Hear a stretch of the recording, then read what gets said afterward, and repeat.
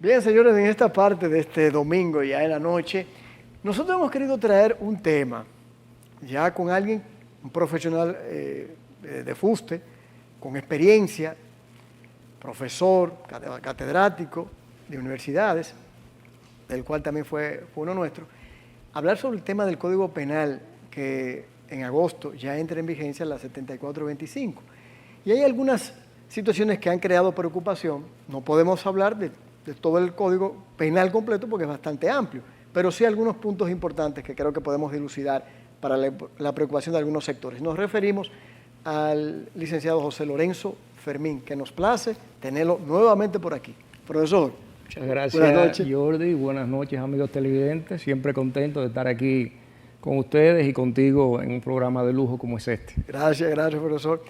Lo primero, para aquellos que no son abogados ni abogados, que es básicamente lo que me interesa el tema, porque ya los abogados que no han leído el código van a tener que revisar, que no sean penalistas. ¿Cuál es la diferencia, quizás así a grosso modo, entre el código actual, que todavía tiene vigencia de hace 200 años, más de 200 años, y la ley 7425 que entrará en vigencia en agosto de este año? Sí. Fíjate, es importante tu pregunta y todo lo que es el tema que tú has introducido, porque he notado que en los últimos días se ha producido de alguna manera mucha desinformación, no una información veraz, certera sobre este tema. Yo creo que tu programa va en la dirección correcta, de edificar para que la ciudadanía, los televidentes puedan estar correctamente sintonizados en cuanto a esto. Mira, cuando tú examinas el nuevo Código Penal, tú te vas a dar cuenta que no hay una disposición específicamente que digan de la responsabilidad penal de los médicos. Eso es lo primero. Segundo, lo que sí existe es un catálogo, un conjunto de infracciones que son nuevas o son remozadas del código vigente, que le tocan de manera directa o indirecta a ellos, los profesionales de la salud. Sí, en el caso de los médicos. Y que eso se explica, ¿por qué? Porque tú no podías imaginarte en un código como el que tenemos de 1884, con casi 100 y pico de años, que se podía hablar de manipulación genética, de experimentos biomédicos no consentidos, reproducción sexual no consentida, dopaje, ese tipo de infracciones. Hay una responsabilidad moral en el caso de las clínicas. Sí, pero vamos primero por allá. Sí, por lo individual. Exactamente. En relación a los médicos existe ese catálogo de infracciones que tienen que ver con ¿qué? Con lo que es los avances que se han producido en la ciencia médica, básicamente en ese mundo de la genética, de la biología, etcétera, etcétera. Y ahí se establecen sus sanciones de prisión, sanciones de multa, etcétera, etcétera. Sí. Eso es para los médicos, para todos los que puedan ser auxiliares de esos servicios de naturaleza sanitaria. También, obviamente, se contempla ahora de una manera mucho más clara lo que sería la posibilidad de retener una infracción cuando un médico, un paramédico, ese personal de la salud pueda revelar informaciones que son de naturaleza privada, íntima del paciente, por ejemplo, los récords médicos, que eso no es correcto, no es legal que sea divulgado a terceros, porque es una información privativa, nominativa de la persona.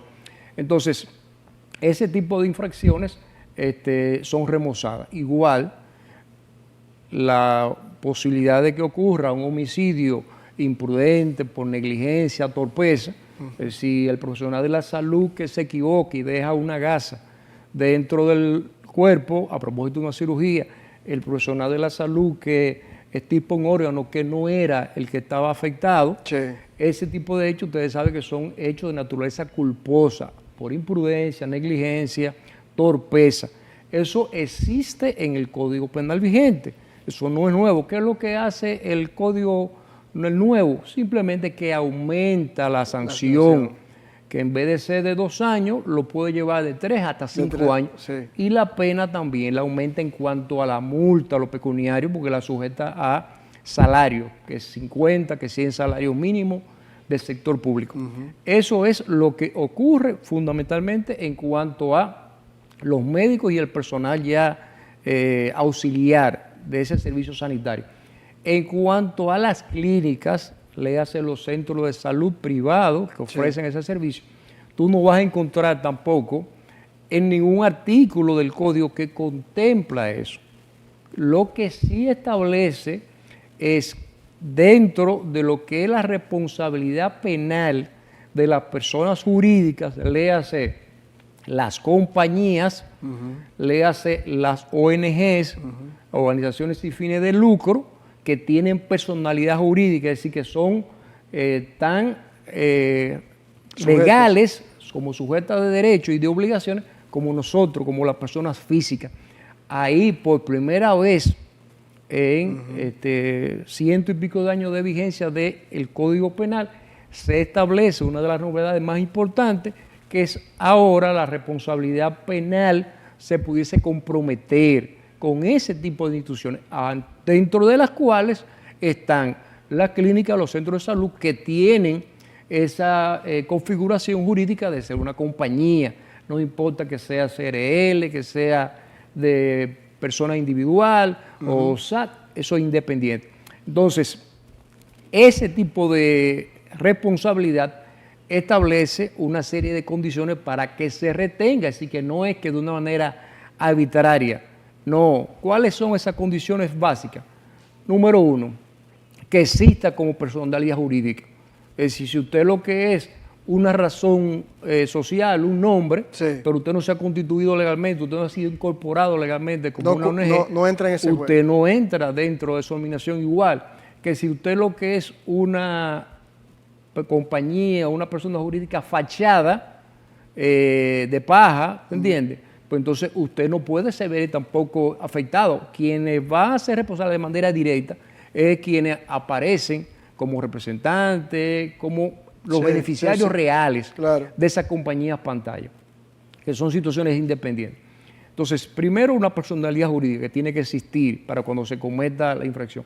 Segundo, que el representante, el subordinado, el órgano de esa persona jurídica haya cometido uno de los delitos que de manera específica se establecen en el código. Y yo señalé solamente algunos de ellos, ¿entiendes? Pero son aproximadamente, pueden tocarle entre 19, 20. Hay unos 18 a 20. Sí, hay acoso sexual, el médico lo puede cometer, esos errores propios del ejercicio de la medicina o de la salud.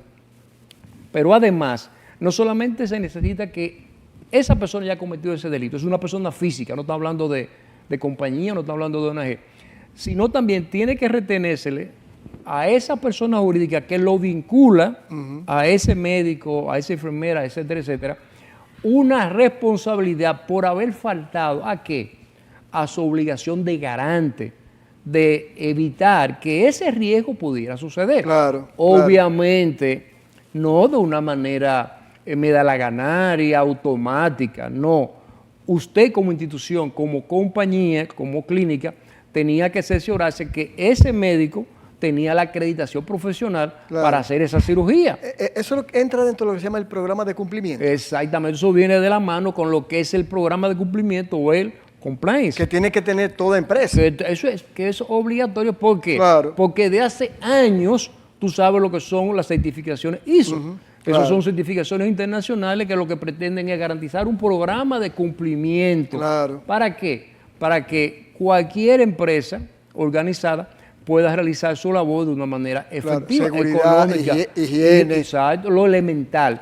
Y reducir riesgos, sobre todo. Entonces, esos programas de debido cumplimiento sí son una obligación a partir de la entrada de vigencia del nuevo código, que las personas jurídicas en general, no solamente la clínica, porque no se menciona clínica, el centro de salud, sino cualquier compañía, cualquier ONG, sea grande, sea pequeña, obviamente eso tiene distinciones, si es pequeña empresa o mediana empresa, tiene la obligación de velar para que su actividad económica reduzca riesgos Entiendo. de manera razonable. No es que tú vas por arte de magia a evitar todo tipo de riesgos, porque los riesgos son esenciales o son consustanciales con la vida moderna. Comprendo. Eso es característico de nosotros. Ahora bien, el código sí te establece que si usted tiene una política, un programa de prevención de reducir esos riesgos, cuando se presente una situación en concreta, sometieron a un médico suyo, Sí. porque cometió una falta, mató, le provocó unas lesiones que no debía provocarle de manera imprudente. Sí. No estamos hablando de condolo, no estamos hablando de manera intencional, porque eso es Porque otra ya es cosa. otra cosa. Eso es otra cosa. Cometió un error en la cirugía, ¿tú entiendes? Le dio un medicamento que no debía dar porque era contraindicado, etcétera, etcétera. Entonces, ese médico tiene que afrontar su responsabilidad. Como lo existe ahora, Claro. ahí no hay ninguna distinción. Lo único que él va a poder tener una pena mayor. O sea, quiere decir, profesor, que en cuanto a la diferencia entre el Código Penal actual y el que va a entrar en vigencia, en cuanto a los galenos, a los médicos, a los profesionales accesorios a la salud, lo único que ha cambiado es lo del asunto de la personalidad a la persona moral y el aumento de las penas, pero prácticamente todas las infracciones están ahí.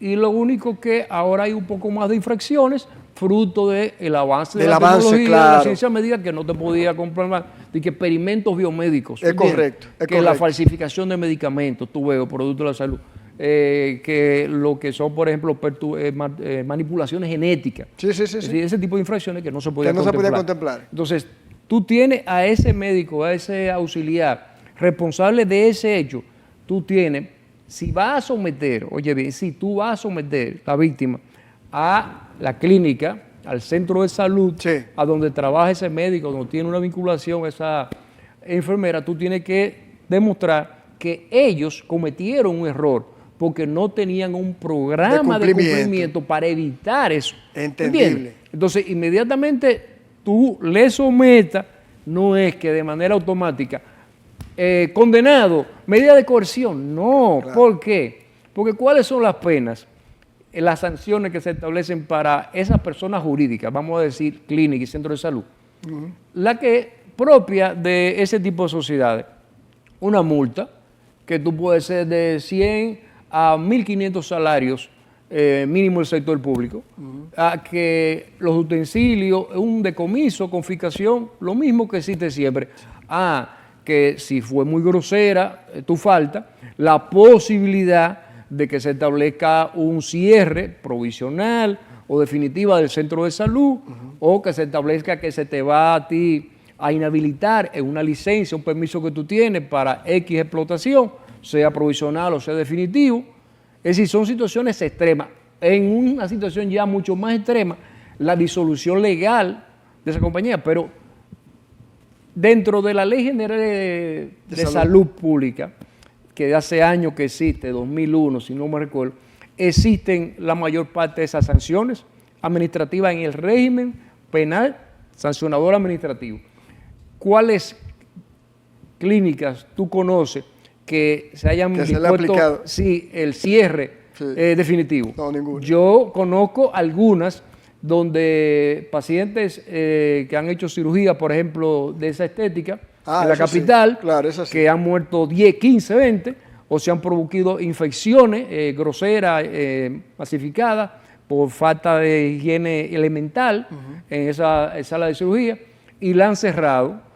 ¿Por qué? Por una semana, un mes, 2 meses. Pero bueno. Yo tuve un caso en Santo Domingo contra una de esas clínicas famosas, porque le hicieron una cirugía a todas luces temeraria a una señora y murió con una serie de groseras faltas médicas, y a esa clínica no la cerraron y está ahí operando, y ya hay más de 15 personas que han muerto, inclusive hasta con denuncias internacionales. Sí, pero esas son situaciones excepcionales, no podemos decir que esa es la regla, Claro. porque la mayoría de las clínicas tienen unos estándares de calidad y del servicio que son óptimos. Es decir, de lo que se trata es de usted crear conciencia de que hay que hacer esa inversión, si no la ha hecho, porque muchas de esas clínicas que tienen una situación económica muy buena, porque yo creo que si hay una característica de los últimos años, es que el sector salud le ha ido relativamente bien económicamente. No se puede decir que tiene una situación maltrecha. Claro, claro. Basta ver dónde están operando cada uno y eso es bueno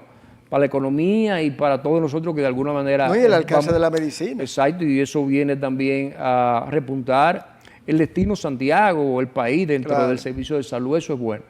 Entonces, esa inversión que se ha hecho o que se tendría que profundizar en el área de la prevención siempre es buena. ¿Por qué? Porque garantiza un servicio de salud a nosotros, los pacientes, con mayores niveles de calidad, de confianza. Eso se traduce también en aumentar la confianza en la relación paciente-usuario-médico o el personal que le auxilie. Pero también reduce la posibilidad de que se den los riesgos, los daños económicos a la clínica que se le demande. Ahora se le puede demandar civilmente. Claro. Se le demanda civilmente responsabilidad civil. Independientemente de todo. ¿Entiendes? Se le puede condenar o no condenar. Ahora simplemente va a existir la posibilidad de una condena pecuniaria, una multa. Y ese tipo de ya pena restrictiva o privativa de derecho. Pero no es que al gerente, al presidente de la clínica o del consejo se le va a someter y se le va a condenar a la misma sanción que se le va a imponer al médico. No, él podrá mandar la clínica a un representante para que vaya ese proceso. Y tiene la característica, en definitiva, para cerrar la idea anterior, porque yo creo que es importante, se trata de una inversión que usted hace para reducir riesgo, y eso es economía, porque te va a reducir costos posteriores y te va a garantizar también una reputación que es fundamental dentro de ese servicio tan especializado y tan importante que tú haces. Entonces, el otro detalle que no se puede soslayar, que sí es un cambio importante entre lo que existe hoy en el Código Penal y lo que existe a partir de agosto 6 y 7 de este año, es que, oiga, si usted presentó una denuncia, si usted presentó una imputación, le hace una querella o una acusación temeraria, infundada, a sabiendas de que no tenía ningún fundamento, y eso posteriormente se prueba, entonces eso pudiese ser un delito. De quien lleva el proceso, ¿tú entiendes? Entonces, ¿qué te dice eso? El que se vaya a aventurar a lanzar acciones alegremente, sea con una clínica, un centro de salud o cualquier otra compañía, no importa el área que se trata, ONG, va a saber que hay una consecuencia, no solamente desde el punto de vista económico, sino que ahí contempla una pena de prisión de hasta 2 años de prisión. Qué bueno que hiciera la acotación de manera global, para ya irnos a la pausa en este segmento, en el sector salud, porque hay mucha preocupación, yo creo que también hay mucha desinformación. Es importante toda la aclaración que se ha hecho en todo este tiempo, precisamente, y era el interés nuestro más marcado para ese sector, que creo que se han estado dilucidando cosas que no es la realidad, pero es importante. Señores, profesor, abundando un poco más sobre el tema de la salud, yo inclusive vi un comunicado, no recuerdo si fue del mismo senador de Santiago o de una asociación de médicos, solicitando o poniendo la posibilidad de postergar la entrada en vigencia del Código Penal en cuanto al ámbito de la salud se refiere.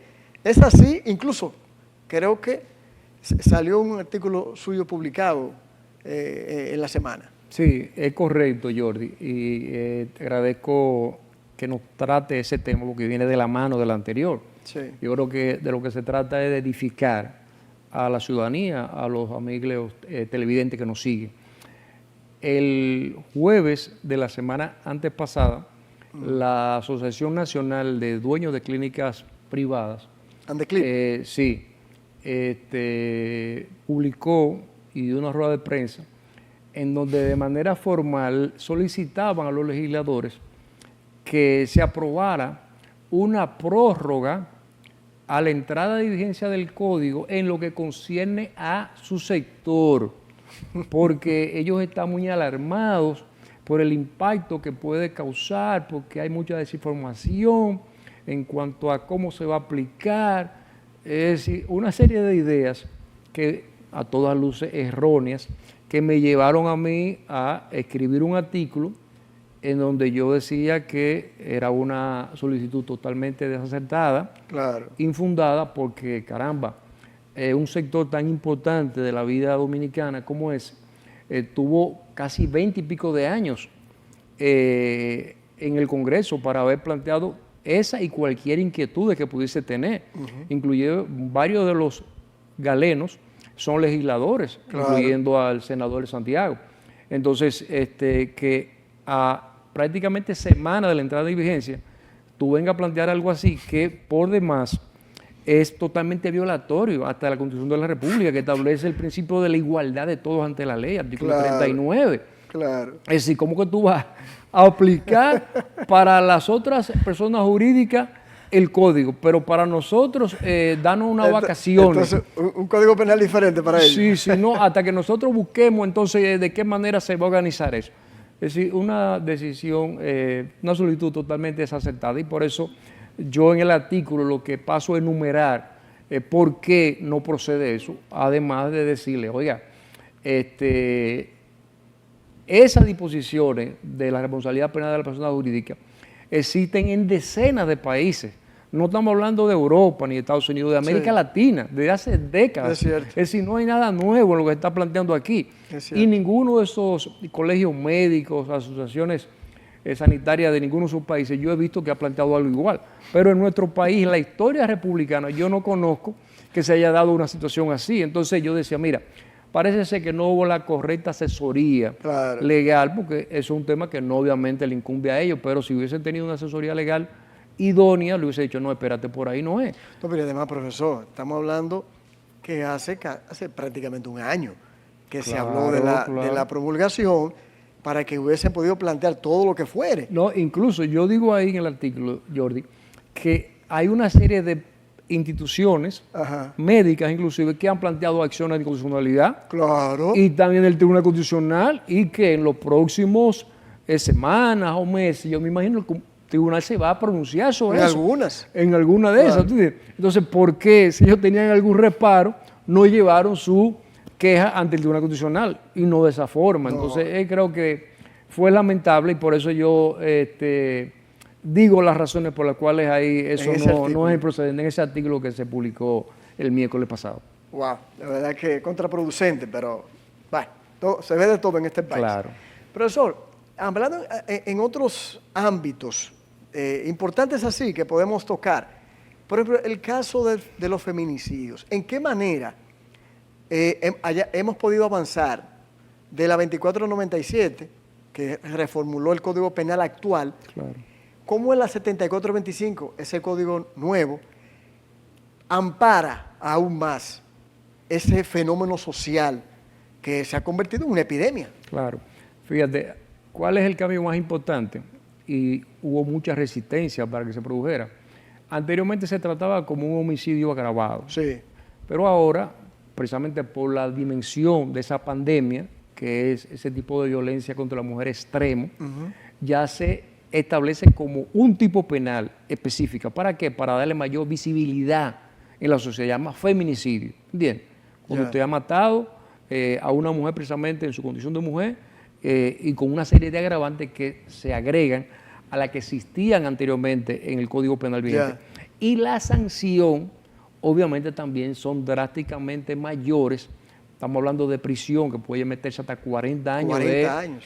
De prisión mayor en este caso. Ni hablar, y si se da una combinación de una puede llevar a grave, un cúmulo hasta 60 hasta años. 60 años. Entonces, ese hecho obviamente es el cambio más importante. Es decir, ya existe ese tipo penal, como existe también en algunos países, en algunas legislaciones comparadas, pero tenemos que estar conscientes, Jordi, amigo televidente, que ese problema no es un problema estrictamente de naturaleza legal. No, es cierto. Es un instrumento, es una herramienta, Claro. pero es un problema que tiene muchos componentes culturales, es cierto. sociales, Es cierto. que no es verdad que a partir de agosto ese índice va a reducirse de sangre se va a reducir y que per se por eso. Porque a propósito de eso, y quiero aprovechar que me vino a la mente, también es una situación económica. El mismo código, el nuevo, plantea cuando hay la coacción económica contra la patrimonial, mujer. Patrimonial. Que eso es otra novedad importante porque también se da con frecuencia. Entonces, esas situaciones sí son importantes porque vienen a reforzar la situación de la mujer víctima de ese tipo de violencia que no entraña una afectación contra su vida, con su integridad como tal, pero sí contra su patrimonio y él de su familia. Sí, y se ha tomado en consideración, profesor, usted me corrige, que ya el delito se toma en cuenta es el delito a la mujer como género, por ser mujer. Claro. Porque antes simplemente era porque era un homicidio agravado, no necesariamente por el género. Sí, sí, y eso es importante porque también hay sectores que se opusieron, que por qué, por ejemplo, escuchaba a un colega de la capital muy tremendista, eso es una discriminación, ¿por qué a las mujeres, si yo la mato, entonces hay que ponerme 40 años, si yo mato a un hombre, serían 20, es ese tipo de... Bueno, pero es que son hechos sociales, claro, y que así lo demuestran. Pero entrando en otro tema, el aspecto del sicariato, que también es algo muy común en nuestro país. Previo al Código Nuevo, no existía, y vamos a ver cómo lo explicamos, que no sea muy técnico, claro, la coautoría que se implicaba igual que la persona que llevaba a cabo el sicariato, la persona que con la pistola mataba. El intelectual ya no va a ser un cómplice, sino se va a equiparar al que dispara. ¿Es así? Correcto, es una de las grandes novedades que tiene el nuevo código, y es que a partir de una crítica que siempre se le hacía al código vigente, que de alguna manera se premiaba al autor intelectual, si yo contrato al sicario, yo le doy las facilidades para que él ejecute ese plan criminal, por alguna razón el hecho se descubre, se juzga, y entonces al material se le impone 20 años, y a usted, que fue el que planificó, el que garantizó que esa operación criminal se ejecutara, se le imponía la pena inmediatamente inferior, es decir, podía tener hasta 10 años de prisión. Ya con el nuevo código eso se elimina, porque se establece la teoría precisamente de la coautoría material, la imputación objetiva, en cuanto a que de lo que es el dominio funcional del hecho, usted tiene la misma responsabilidad de que el que lo ejecutó de manera personal. Por eso establece entonces una igualdad en cuanto a la pena y la responsabilidad. Es correcto. Sí. Para que la gente tenga un ejemplo, si este código hubiese existido en el caso de quien les habla, Adriano Román no hubiese sido sancionado como cómplice, sino como coautor, y hubiese tenido una pena no de 20, sino de 30. Refiriéndonos a la pena que había en el momento, para que la gente lo entienda. Profesor, en el caso de la corrupción administrativa, ¿en qué manera ha sido un salto? Funcionarios, ministros, ¿en qué manera, que a la gente también le interesa, eso ha sido un salto, el nuevo Código Penal de agosto? Sí, yo creo que ha sido importante, notable. El catálogo de infracciones que están previstas hoy en el Código Penal, eso es el catálogo que refleja la sociedad dominicana del siglo XIX y siglo XX. Obviamente no podía contemplar todas las modalidades de corrupción, básicamente en el sector público, que se han ido produciendo en el mundo moderno. Por eso el código nuevo tiene un catálogo mayor, ¿entiendes? Pero también tiene un marco de sanciones más elevadas que el vigente. Es decir, la corrupción no es que también, igual que el feminicidio, va a desaparecer de que a partir de la entrada de vigencia, por lo que hemos dicho, no. Pero los instrumentos, las herramientas de que va a disponer el Ministerio Público y los jueces, cuando le corresponda juzgar estos casos, va a ser mejor, más óptimo, más adecuado que el régimen vigente. ¿Por qué? Porque sabemos que a veces se provocaban impunidades porque tú tienes que respetar un principio fundamental, que es el principio de legalidad penal. Tú no puedes inventar. Si eso no está previsto como una infracción, tú no puedes si no había una disposición expresamente que contemple esa conducta como una conducta típica, prohibida, tú no lo podías hacer. Entonces, ese tipo de situaciones se subsanan. No es que no hay errores. Hubo errores en cuanto a algunas penas, en cuanto a algunas denominaciones, y de hecho, en la instancia que se están depositando en el constitucional, se te señalan algunos de esos errores que nosotros esperamos que en la sentencia que se produzca se puedan acoger y de esa manera subsanarlo. Pero de manera general, el blindaje es mucho más completo y mucho más efectivo. O sea que ser funcionario, ministro, en un futuro, luego de agosto, va a ser un gran compromiso. Claro. Usted tiene que saberlo, lo que tiene, Claro. y eso en toda medida es bueno porque eso va a garantizar que el servidor público sea eso, un servidor público. Ok, profesor, muy breve sobre el tema que también ha causado un poquito de controversia o preocupación en los medios de comunicación. Difamación, injuria, que hay prisión, que si se presentan imágenes de alguien que no da la autorización, si es simple y llanamente con un video. Lo más breve que se pueda. Sí, brevemente. Hay un error en el tratamiento que hace el nuevo código. Nosotros le advertimos a los legisladores y en la versión inicial del proyecto se establecía solamente para difamación e injuria la pena de multa, es decir, una multa y la responsabilidad civil, porque ya eso lo estableció hace décadas la Comisión Interamericana de Derechos Humanos, la misma Corte Interamericana, la Corte Europea de Derechos Humanos, y lo estableció también el Tribunal Constitucional en una sentencia que hará ya más de 7 años. Yo recuerdo que yo escribí un artículo en Gaceta. Creo que en el 19. Sí, yo escribí un artículo en Gaceta Judicial exclusivamente analizando esa sentencia del CC. Yo lo recuerdo. Entonces, de una manera desacertada, los legisladores fijaron prisión para ese tipo de hechos. No solamente para cuando hay una imputación de esa naturaleza de funcionario, sino también contra los particulares, que no es correcto. Pero en la práctica que se ha producido, los tribunales a veces te condenan, pero te suspenden la ejecución de la prisión. Entonces, de esa manera subsana. Y otros te condenan nada más al caso de la multa. El Tribunal Constitucional, uno de los retos que tiene es precisamente eso, porque se han llevado instancias y a mí no me va a sorprender, yo creo que eso será ya un hecho, que el tribunal va a recoger el legado, el precedente que ya sentó y por ende va a declarar ese aspecto inconstitucional. Sí, y que sea por indemnización. Indemnización, sí. Y una novedad que sí es importante en el código es que se establece la estafa por la difamación extorsiva.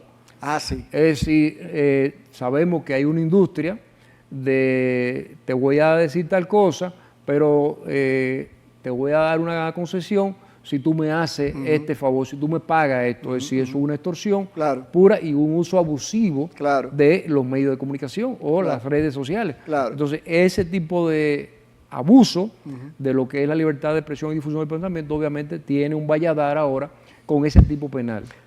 Mire, no quisiera terminar ya esta parte y este encuentro de esta noche, que siempre resulta corto con usted. El articulado 111, para relacionarlo con el aborto. Sabemos que el aborto fue descartado o sancionado en el nuevo Código Penal. Sí. Ahora, ese 111, si yo no me recuerdo el número, es un eximente en el ámbito médico o en el ámbito de la mujer que esté en una situación. ¿Se podría decir como un eximente? Eso es una especie de aborto terapéutico que se está contemplando ahí. No lo dice de manera expresa, pero que cuando esté en riesgo la vida de la madre, la vida del feto, el embrión, entonces se puede prescindir de interrumpir ese embarazo y eso no pudiese comprometer la responsabilidad penal de la mujer ni del galeno que lo haya practicado. Es una de las formas ahí de los 3 causales, vamos a decir que esa es una que se retuvo. Ese es otro de los aspectos que el Tribunal Constitucional tiene que fallar. Sí, porque recientemente hubo una audiencia. Sí. Es decir, que eso tendrá de los retos más importantes que tiene por delante es eso. Profesor, siempre es un placer y estar como en las aulas en el pasado, escuchando su sapiencia y sus consideraciones. De verdad que sí. Gracias, Jordi, y gracias, amigos televidentes, por habernos seguido. Bueno, señores, yo espero que, aún en el corto tiempo que estuvimos, lo que hemos dilucidado se haya comprendido. Y temas que hoy crean preocupación, hoy de esas respuestas que se han ofrecido aquí, ofrezcan mucha claridad y también la tranquilidad en esos sectores. Así que gracias al profesor Fermín y a ustedes por estar ahí. Ya volvemos.